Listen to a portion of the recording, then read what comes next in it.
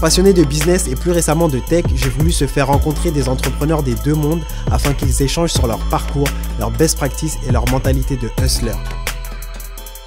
Mes invités aujourd'hui sont François Fillette et Marin Lévesque, fondateurs de YouMind School, qui révolutionne le secteur de l'éducation en permettant de vous apprendre le métier de sales grâce à un bootcamp de 9 semaines intensives sans prérequis de diplôme. NTMY Club, épisode 7, c'est maintenant.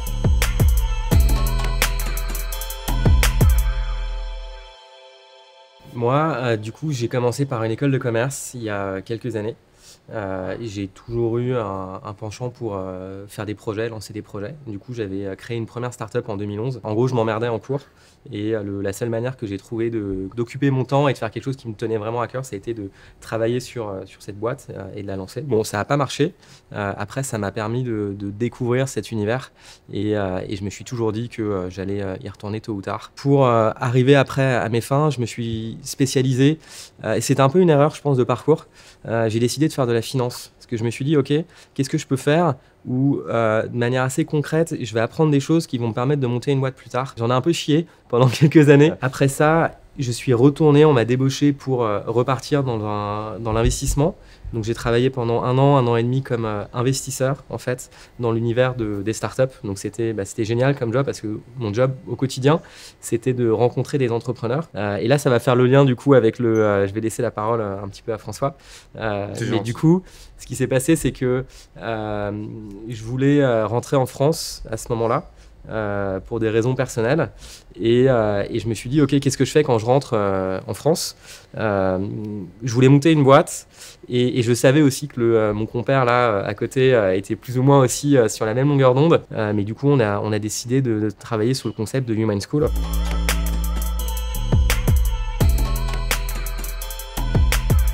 Pareil, école de commerce, donc là-dessus pas très original.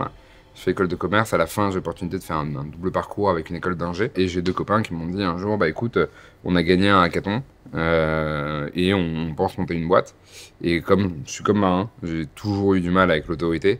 Et donc je me voyais mal avoir un boss. Et donc je me suis dit, ok, bah go, je monte la boîte avec eux, donc on monte la boîte, on travaille dessus pendant un an. Et en fait d'un point de vue business ça marche bien, jusqu'au bout d'un an où en fait on réalise que ce qu'on fait nous emmerde. C'est-à-dire qu'en fait, on faisait une boîte qui faisait de l'analyse de données de consommation d'énergie. Et là, on a une offre de rachat de la technologie de la boîte, donc du software qu'on avait monté. Et moi, à ce moment-là, je rejoins une boîte française qui s'appelle Coding Games. C'était un e-learning. Moi, ça m'a toujours intéressé la formation, l'apprentissage, l'éducation. Donc, je les rejoins. Au tout début, ils sont basés à Montpellier, donc je bosse quelques mois avec eux à Montpellier. Après aux États-Unis à San Francisco, où là le but c'est de lancer la boîte aux États-Unis, lever des fonds là-bas, etc. Je rentre après des États-Unis en France. Sans vouloir partir de la boîte initialement, mais comme Marin pour des raisons perso, parce que 9 heures de décalage horaire par rapport à Paris où ta copine est, c'est un peu compliqué à gérer quand même. Donc je finis par rentrer pour rejoindre une boîte qui s'appelle Ironhack, qui était une école tech américaine. Et au bout d'un an et demi, je me rends compte que ce que je me disais auparavant était vrai. J'ai du mal à avoir un boss. J'ai à nouveau envie de bosser sur une boîte et donc voilà, l'appel est trop fort et j'ai envie de partir. Et donc en fait, une des leçons là, c'était faut pas trop se mentir. Pas se mentir trop longtemps quand on sait qu'on n'est pas fait pour quelque chose. Et donc on s'est dit avec Marin, ok, le secteur nous plaît tous les deux, on voit un gros potentiel. Et donc c'est pour ça qu'on a initialement lancé YouMind School. Et donc voilà, comment est né le projet. Il y a d'autres raisons aussi globalement auxquelles on a pensé et dont on est toujours convaincu aujourd'hui. C'est le fait aussi que c'est des jobs qui ont beaucoup changé. Tu fais pas du tout de la même manière aujourd'hui de la vente quand tu vends du hardware, donc un produit quel qu'il soit, que quand tu vends du logiciel. Ça, c'est une raison importante. Et c'est aussi un job où tu as un impact qui est, on va dire, énorme. Pour ta société, je veux dire, à savoir que c'est toi en fait qui directement évidemment rapporte le chiffre d'affaires et on s'est dit que du coup si on arrivait à débloquer quelque chose sur ce marché, ça aurait un impact aussi très fort derrière pour les entreprises. Quand on s'est lancé novembre 2018, qu'on a commencé à créer la boîte, qu'on a commencé à créer les premières pages, une page Facebook, à commencer à faire des tests, etc. Et là on a été dans l'approche de dire ok, fake it until you make it. C'est on va dire qu'on a une école, on va dire qu'on a des locaux, on va dire qu'on a plein de partenaires, on va dire que etc. Et on va voir comment ça prend. Et on va faire un test. Si on se rend compte qu'on se prend une tôle, ça ne veut pas dire qu'on arrêtera tout de suite, mais ok, on va creuser davantage, mais en se disant qu'il y a une chance qu'on arrête. Puis au contraire, si on atteint un objectif, on s'était fixé d'ailleurs un objectif qui devait être de 10 ou 11 étudiants, je crois, pour la première session. Ouais. On s'était dit, si on n'a pas 10 étudiants, on fait autre chose. En l'occurrence, les gens ont réagi, puisque dès le début, on a eu quand même une quinzaine d'étudiants sur notre événement de lancement qui étaient là pour la première session. Et du coup, on s'est regardé dans les yeux avec François à ce moment-là, et on s'est dit, allez, c'est parti, à fond. Et on s'est dit, mais en fait, quand tu regardes en termes de volume d'emploi, le deuxième poste, maintenant quasiment à égalité dans le B2B, dans le secteur des entreprises qui vendent aux entreprises, égalité avec les développeurs, c'est les sales, c'est les commerciaux qu'on recherche le plus. Et pour autant, t'as rien qui existe en France. T'as rien qui existe dans les nouvelles écoles, même dans les écoles traditionnelles. Tous les deux fait une école de commerce. Dire dans une école de commerce que tu vas partir et tu vas être commercial, ou tu vas être business developer ou je sais pas quoi, c'est pas le top du top. Et la vision qu'on a de la vente en France, c'est Jean-Claude Convenant, donc un crétin et en même temps un escroc. Ça, c'est la version la pire. Et alors, c'est le loup de Wall Street, Jordan Belfort. C'est pas un idiot, mais c'est un escroc encore pire que Jean-Claude Convenant. C'est les deux images qu'on a en France. Les gens qui, à la fois, managent le plus de personnes et ont aussi des niveaux de rémunération les plus élevés, en fait, moi, je retrouve énormément des gens qui sont partis sur ces métiers en sales et business développement. Business développeur, c'est le métier en vue de créer sa boîte et de créer quelque chose de... Il y a des liens qui sont hyper forts, ouais, clairement. Ça, c'est quelque chose dont il faut aussi parler. Mais concrètement, quand tu es business développeur, sur le fond, tu apprends à développer une activité, tu apprends à vendre. Et quand tu es entrepreneur, en fait, tu vends à longueur de journée. Tu vends à tes investisseurs, parce que tu vas leur vendre du coup une vision de ta société, tu leur vends un business plan, tu vas leur dire voilà, dans 5 ans, on va être là, on va faire x10 et on va être à cet endroit-là. Tu vends à tes futurs employés. Quand tu es entrepreneur, tu passes ton temps à recruter et du coup, tu dois convaincre les meilleurs de te rejoindre. Et quand tu es business développeur, évidemment, ton job, c'est de développer commercialement l'activité tout le temps. Du coup, c'est des compétences qui sont extrêmement proches. Vous, qu'est-ce que vous dites quand vous prenez un profil à l'entrée et sur ces 9 semaines comment il en sort? On a quand même fait un choix avec Marin, malgré nos parcours académiques, c'est de prendre des gens qui, en termes de background, ont des backgrounds très très différents. On a pris des gens qui avaient à peine le bac, comme on a pris des gens qui sont à bac plus 6. Et on va les sélectionner sur, on va dire, 3 choses principalement. La première, c'est, alors beaucoup de gens vont dire ça, la motivation. Mais en fait, quand tu as un métier de commercial, les gens pensent que c'est un métier de tchatch, le métier de commercial. Le métier de commercial, c'est pas un métier de tchatch, c'est un métier d'incarnation.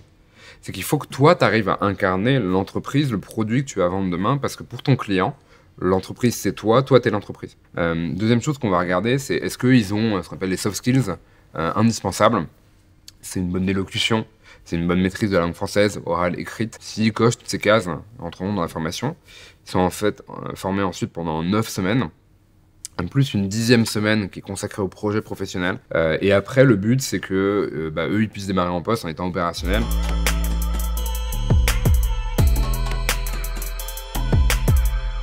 Alors, déjà, des conseils effectivement pour les futurs business développeurs, pour les futurs étudiants aussi de l'école, de Human School. Tu peux créer un blog sur un sujet en particulier, tu peux créer des sites web, tu peux faire du dropshipping.